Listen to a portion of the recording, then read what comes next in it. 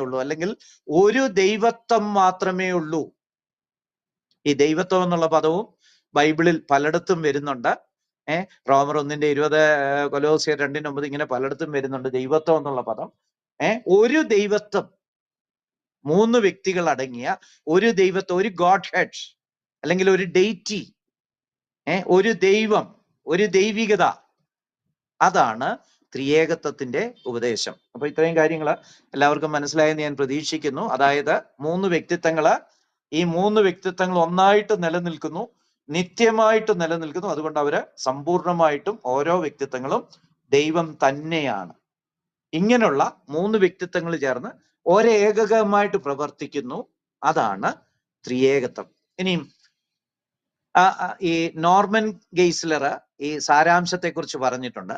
Essence is what you are. സാരാംശം എന്നാൽ നിങ്ങൾ